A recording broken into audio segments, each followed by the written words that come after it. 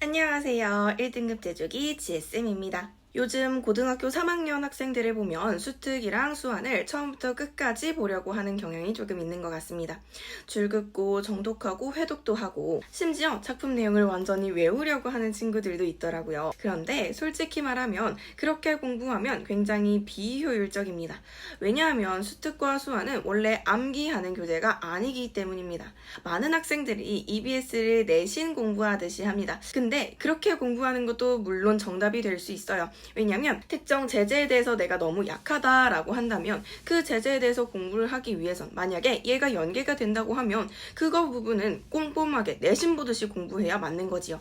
해서 저도 내신 보듯이 꼼꼼하게 공부하라고 이야기를 하고 그거 관련한 영상들도 만들어 두었습니다. 그런데 평가원은요, 그렇게 디테일하게 진짜 완전하게 통암기를 하는 식의 공부를 원하진 않습니다. 오늘은 수특과 수완을 지금 6월 모의고사가 끝난 시점에서 어떻게 공부해야 하는지, 그리고 지금 시기에서는 그걸 왜 처음부터 끝까지 다 보려고 하면 안 되는지에 대해서 이야기해 보겠습니다. 학생들이 가장 많이 하는 착각이 있습니다. 수특과 수완을 많이 보면 성적이 오를 거라고 생각하는 겁니다. 그래서 처음부터 끝까지 읽고 밑줄 긋고 여러 번 회독합니다. 그런데 막상 시험장에 가면 이런 생각을 합니다. 어디서 본 것 같은데? 이거 EBS에서 본 것 같은데? 그런데 문제는 못 풀죠. 왜 그럴까요? EBS를 봤기 때문이 아니라 EBS를 외우려고 했기 때문입니다. 수특과 수완은 원래 암기 교재가 아닙니다. 출제 포인트를 익히는 교재예요. 그리고 올해 6월 모의고사를 보면 이 사실이 조금 더 분명하게 보이실 겁니다. 올해 6월 모의고사는요, 독서 지문 4개가 모두 EBS 연계가 되었습니다. 독서론까지 포함돼서 전부 연계가 된 거예요. 문학도 마찬가지예요. 총 8작품이 나오는데요. 그 중에 4작품이 연계되었습니다. 원래는 EBS에 수록되지 않는 장면을 활용하는 경우가 많았는데 이번에는 오히려 EBS 수록 장면 자체가 그대로 바로 연계되는 것처럼 직접 연계의 비율이 매우 높아졌습니다.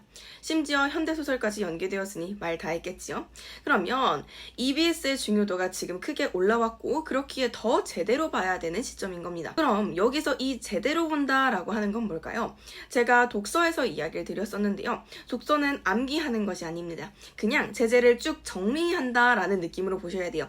그런 느낌에서의 꼼꼼하게 내신처럼 보라고 했던 게 제가 지난 영상에서 했던 이야기입니다. 해서 독서에서는 이 지문이 어떤 개념을 설명하는지, 어떤 순서로 설명을 하고 있는지, 그러면 이 맥락에서 이 예시는 왜 들었는지, 보기 문제로 이 지문이 어떻게 연결될 수 있는지를 보셔야 됩니다.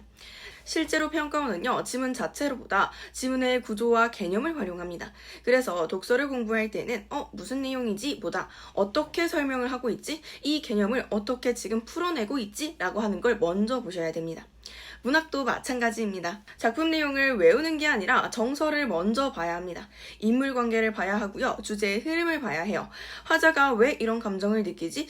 인물이 왜 이 상황에 놓여있지? 어떤 상황에 놓여있는 거지? 작품이 어떤 메시지를 우리에게 전달하려고 하는 거지? 라고 하는 그 부분을 봐주셔야 돼요.